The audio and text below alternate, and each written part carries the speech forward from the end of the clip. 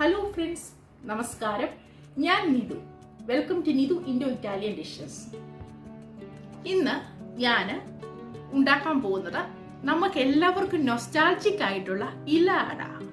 ഇലയട എല്ലാവർക്കും അറിയാം, ഇലയിൽ പരത്തി പുഴുങ്ങിയെടുക്കുന്ന അട. പക്ഷെ അങ്ങനല്ല കേട്ടോ ഞാൻ ചെയ്യുന്നത്, ഇച്ചിരി വ്യത്യാസപ്പെടുത്തി. കാരണം പഴയ കാലത്ത് എങ്ങനെയാണോ നമ്മളുടെയൊക്കെ മാതാപിതാക്കൾ ഉണ്ടാക്കിയിരുന്നത് അതുപോലെ ഇന്നത്തെ കുട്ടികൾക്ക് അത് എങ്ങനെയാണെന്ന് അറിഞ്ഞുകൂടാ. ഉണ്ടാക്കിയിട്ട് നമ്മൾ ചട്ടിയിൽ ചുട്ടെടുക്കുന്ന അട അതെങ്ങനെയാ ചെയ്യുന്നത് നമുക്കൊന്ന് നോക്കാം. എനിക്കൊക്കെ അതൊക്കെ ഒത്തിരി നൊസ്റ്റാൾജിയ തരുന്ന ഒരു സംഭവമാണ്. ഞാൻ ഒരു പ്രാവശ്യം എൻ്റെ കുട്ടികൾക്ക് അത് ഉണ്ടാക്കി കൊടുത്തു. അവർക്കത് ഭയങ്കരമായിട്ട് ഇഷ്ടപ്പെട്ടു. അപ്പം ഞാൻ ഓർത്തു അതെങ്ങനെയാണെന്ന് നിങ്ങൾക്ക് കൂടെ ഒന്ന് കാണിച്ചു തരാം. നിങ്ങൾക്കത് കൂടുതലായിട്ട് ചെയ്യാനായിട്ട് നാട്ടിലുള്ളവർക്ക് ഒത്തിരി പറ്റും. പക്ഷെ ഒരിക്കലെങ്കിലും ഈ സാധനം അല്ലെങ്കിൽ ഈ ഇലയട ഇങ്ങനെ ഉണ്ടാക്കുന്നത് നമ്മുടെ കുട്ടികൾ, ഇന്നത്തെ പുതിയ തലമുറ എങ്ങനെയാണെന്നൊന്ന് കാണിച്ചു കൊടുക്കുന്നത് നല്ലതല്ലേ. അതുകൊണ്ടാണ് ഞാൻ വിചാരിച്ചത് ഞാൻ നിങ്ങൾ കൂടെ ഇതൊന്ന് പരിചയപ്പെടുത്തി തരാമെന്ന്. പിന്നെ ഒരു കാര്യം, ഞാൻ ആദ്യമായിട്ടാണ് കേട്ടോ ക്യാമറയ്ക്ക് മുമ്പിൽ വരുന്നത്. അപ്പം അതിൻ്റെതായ കുറവുകളും തെറ്റുകളും ഒക്കെ ഉണ്ടായിരിക്കും. എല്ലാവരും ക്ഷമിക്കുമെന്ന് പ്രതീക്ഷിക്കുന്നു. നമുക്ക് റെസിപ്പിയിലേക്ക് കടക്കാം. മൺചട്ടിയിൽ റെഡിയാക്കി എടുക്കുന്ന നൊസ്റ്റാൾജിക് ഇല അട.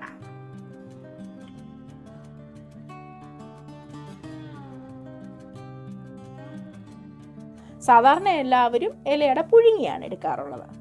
പക്ഷേ ഇലയട വാഴയിലയിൽ പരത്തി പുഴുങ്ങിയാണ് എടുക്കാറുള്ളത്. ഇന്ന് അതിലും പഴമയേറിയ ഇലയട എങ്ങനെയാണ് ചട്ടിയിൽ ചുട്ടെടുക്കുന്നത് നോക്കാം. കാരണം ഇത് ഒരുപക്ഷെ പഴയ കാലത്തൊക്കെ ഉണ്ടായിരുന്ന അടയാണ്. പക്ഷേ ഇപ്പം അതങ്ങനെ കാര്യമായിട്ട് അങ്ങനെ ഉപയോഗിക്കാറില്ല ആരും തന്നെ. ഇപ്പോഴത്തെ കുട്ടികൾക്ക് അതൊന്നും അറിയത്തുമില്ല. അപ്പം ഞാൻ ഓർത്തു ഇത് ഈ പ്രാവശ്യം ഒന്ന് ട്രൈ ചെയ്ത് കാണിക്കാവുന്ന എങ്ങനെയാണ് ഇത് ചെയ്യുന്നത്. അതിനാവശ്യമായിട്ടുള്ള സാധനങ്ങൾ: ഗോതമ്പ് പൊടി, ഉമിയുള്ള ഗോതമ്പ് പൊടി, 1 കപ്പ് ശർക്കര പൊടിച്ചത്. ശർക്കര പൊടിച്ചില്ലെങ്കിൽ ശർക്കര ചീകിയെടുത്തത് അല്ലെങ്കിൽ ഉരുക്കിയെടുത്താലും മതി. 1/2 മുറി തേങ്ങ തിരുമിയത്, 1 പിഞ്ച് സോൾട്ട്, 3 ഏലക്ക പൊടിച്ചെടുത്തത്, 1/2 സ്പൂൺ ജീരകപ്പൊടി വേണം. ആവശ്യത്തിന് കുഴയ്ക്കാൻ വെള്ളം വേണം. ഈ അടയുണ്ടാക്കാനായിട്ട് പഴയ ഒരു മീൻചട്ടി, അതായത് ഇപ്പം എൻ്റെ ഈ മീൻചട്ടിക്കകത്ത് പോയതാണ്. അപ്പം ഇതാണ് ഞാൻ ഇപ്പം അടയുണ്ടാക്കാനായിട്ട് ഉപയോഗിക്കുന്നത്. ഈ ചട്ടിയാണ് അട ചുട്ടെടുക്കാൻ വേണ്ടി ഉപയോഗിക്കുന്നത്. പിന്നെ ഇതിൻ്റെ ബാറ്റർ ഉണ്ടാക്കിയിട്ട് അത് പരത്താൻ വേണ്ടിയിട്ട് കുറച്ച് വെള്ളം വേണം. 2 വാഴയിലയുടെ പീസ് വേണം. ഇപ്പം ഈ സമയത്ത് എനിക്ക് വാഴയില ഇവിടെ ഉണ്ട്. തണുപ്പ് വന്നു കഴിഞ്ഞാൽ വാഴയില കിട്ടാൻ ബുദ്ധിമുട്ടാണ്. അപ്പോൾ ഇപ്പോൾ ഉള്ള സമയത്ത് ഈ വീഡിയോ ചെയ്യാമെന്ന് വിചാരിച്ചു. പക്ഷേ ഇപ്പോഴേ ഈ സമയത്ത് ഈ 6 മന്ത്സ് എനിക്ക് ഇങ്ങനെയുള്ള ഫുഡൊക്കെ ഉണ്ടാക്കാനൊക്കത്തുള്ളൂ. അപ്പം നമുക്ക് ആദ്യമായിട്ട് ഈ എടുത്തു വെച്ചിരിക്കുന്ന തേങ്ങയിലേക്ക് നമ്മൾ ഇട്ടിരിക്കുന്ന ശർക്കര ഇട്ട് കൊടുക്കാം. ഈ ശർക്കരയും തേങ്ങായൂടെ ഒന്ന് നന്നായിട്ട് ഇളക്കി യോജിപ്പിക്കാം.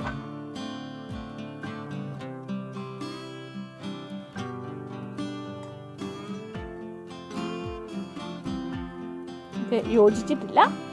ഇതിലേക്ക് നമ്മൾ എടുത്തു വെച്ചിരിക്കുന്ന ഏലക്ക പൊടിച്ചതിട്ട് കൊടുക്കാം.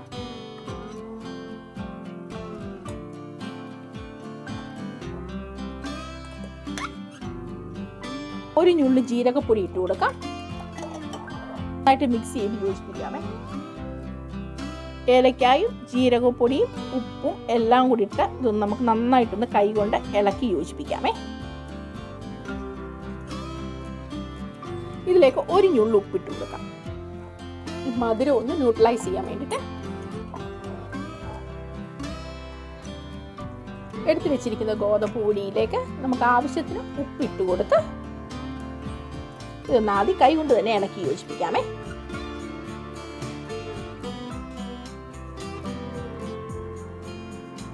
നന്നായിട്ട് യോജിച്ചിട്ടുണ്ട്. ഇതിലേക്ക് ആവശ്യത്തിന് വെള്ളം ഒഴിച്ച് ഇത് കുഴയ്ക്കാം.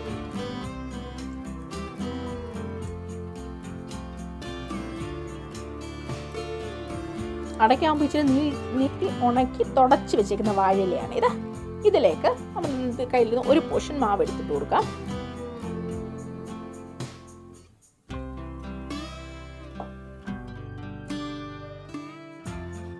ഇരിക്കുന്ന മാവ് നൈസായിട്ട് ഈ ഇലയിലൊന്ന് പരത്താം നമുക്ക്.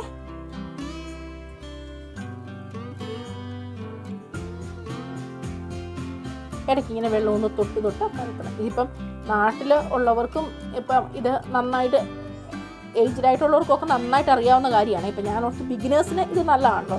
പിന്നെ ഇപ്പോഴത്തെ കൊച്ചു കുട്ടികൾക്കാണെങ്കിൽ ഇതൊരു നൊസ്റ്റാൾജിയാണ്. അപ്പം നമുക്കൊരു നൊസ്റ്റാൾജിയാണ്. കൊച്ചു കുട്ടികൾക്ക് ഇതൊരു കഴിച്ചിട്ടില്ലാത്തൊരു പോയി. ഇപ്പോഴത്തെ പിള്ളേർക്ക് ആരും ഇതൊന്നും ഉണ്ടാക്കി കൊടുക്കാറില്ല സാധാരണ. ഒരു വട്ടമെങ്കിലും എല്ലാവർക്കും ഒന്നിത് ട്രൈ ചെയ്ത് കൊടുക്കാം നമുക്ക്.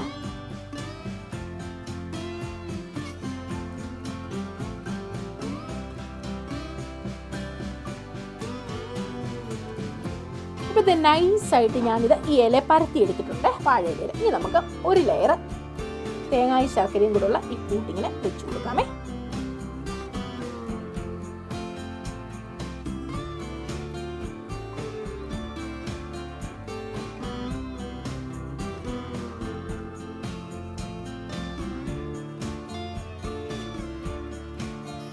ഇതിൻ്റെ ഹാഫ് പാർട്ട് വെച്ചാൽ മതി. ഈ ശർക്കരയും തേങ്ങയും ഫുള്ളായിട്ട് വെക്കേണ്ട ആവശ്യമില്ല.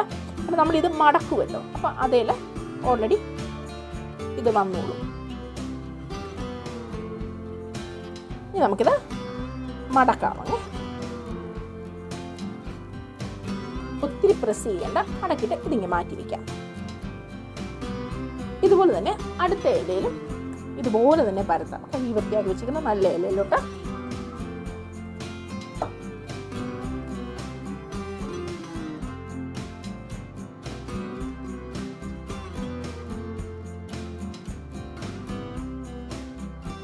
വേണ്ടിയിട്ട് ഞാൻ നേരത്തെ കാണിച്ച പഴയ ചട്ടി വെച്ചു. ഈ ചട്ടി കത്തിച്ചു, ഗ്യാസ് കത്തിച്ചു. അപ്പോൾ ചട്ടി നന്നായി ചൂടായിട്ടുണ്ട്.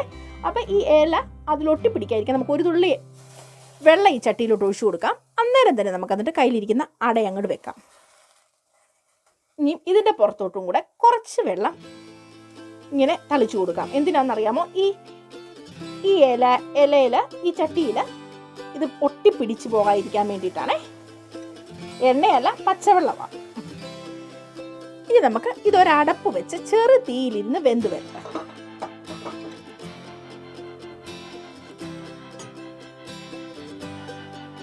നമുക്ക് ഈ അട പകുതി റെഡി ആയിട്ടുണ്ടെന്ന് തോന്നുന്നു. നമുക്കിതൊന്ന് തിരിച്ചിടാമേ. കാരണം ഇത് ഇട്ടിട്ട് അങ്ങ് പോകല്ലേ, നല്ല മണമൊക്കെ വരുന്നുണ്ട്. പഴയ കാല നൊസ്റ്റാൾജിക് ആയിട്ടുള്ളൊരു മണം. ഇതിന് തിരിച്ചിടാം.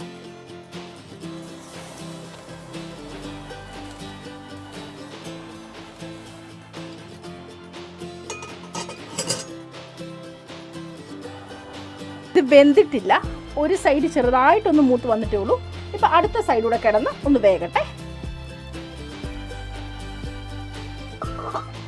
ഇത് അടച്ചിരുന്ന് വേകട്ടെ കുറച്ച് നേരം കൂടെ.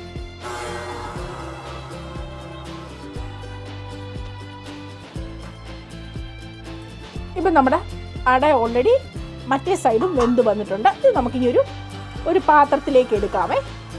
കണ്ടോ, ഏകദേശം 10 മിനിറ്റ് ആയിട്ടില്ല ഇതിൻ്റെ അകത്ത്. കണ്ടോ, ഇത് വെന്തിട്ടുണ്ട്. ഇനിയിപ്പോൾ അടുത്ത അട ഇട്ട് കൊടുക്കാം. അടുത്ത് നമ്മൾ പരത്തി വെച്ചിരിക്കുന്ന അട, ആദ്യം കുറച്ച് വെള്ളം ഈ ചട്ടിയിലേക്ക് ഒഴിച്ചു കൊടുക്കാം.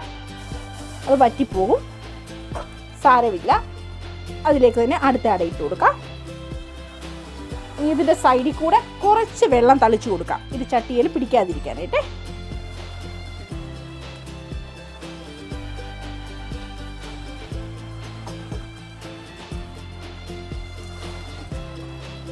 ഇനിയും ഇത് അടഞ്ഞിരുന്ന് മറ്റേ അട വെന്ത പോലെ തന്നെ വേഗം. ഇപ്പം നമ്മൾ രണ്ടാമത്തെ ഇലയടയും റെഡി ആയിട്ട് വന്നിട്ടുണ്ട്. കണ്ടോ, മേലൊക്കെ നല്ല ഇല വാടി കരിഞ്ഞ്. ഇത് ഒന്നുകൂടെ വേണമെന്ന് തിരിച്ചു കൊടുത്തേക്കാം, ഇട്ട് കൊടുത്തേക്കാം. മറ്റേ സൈഡും ഒന്നുകൂടെ ഒരു 5 മിനിറ്റ് കൂടെ ഒന്ന് വേവിച്ചിട്ട് നമുക്കെടുക്കാം. ഇപ്പം നമ്മുടെ അടുത്ത ഇലയുടെയും വെന്ത് വന്നിട്ടുണ്ട്. ഗ്യാസ് ഓഫ് ചെയ്യാം. ഇതുകൂടെ ഇനി എടുക്കാം.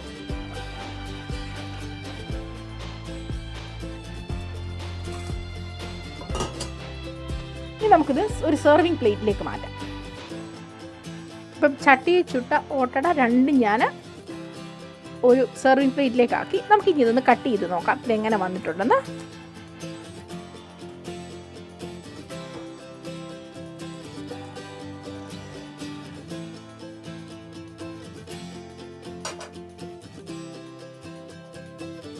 ഇപ്പം ചട്ടിയിൽ ചുട്ടെടുത്ത ഓട്ടട റെഡിയായിട്ട് വന്നിട്ടുണ്ട്. കണ്ടോ, ഇത് ഒത്തിരി നൊസ്റ്റാൾജിയ തരുന്ന ഒരു അടയാണ്. കാരണം പണ്ടൊക്കെ ഇത് സ്ഥിരമായിട്ട് 4 മണി പലഹാരമായിട്ട് ഉപയോഗിച്ചുകൊണ്ടിരുന്നതാണ്. ഇന്ന് കുട്ടികൾക്ക് അത് ഒത്തിരി ഫെമിലിയർ അല്ല ഇവിടെ ഇന്ന്. അപ്പം ഇതിൻ്റെ അകത്ത് കണ്ടോ ശർക്കരയൊക്കെ നല്ല ഉരുകി ഈ ഗോതമ്പ് വെന്ത് നന്നായിട്ട് വന്നിട്ടുണ്ട്. ഇതൊന്ന് കഴിച്ചു നോക്കാം. കഴിച്ചു നോക്കി, നല്ല ടേസ്റ്റാണിത്.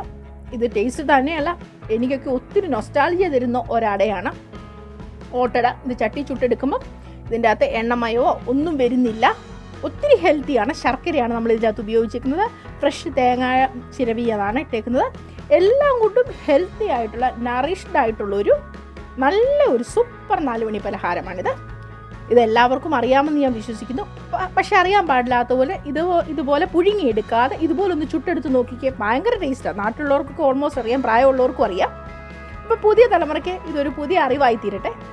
അപ്പം ഈ ചാനൽ ഇനി സബ്സ്ക്രൈബ് ചെയ്തിട്ടില്ലാത്തവർ സബ്സ്ക്രൈബ് ചെയ്യുക.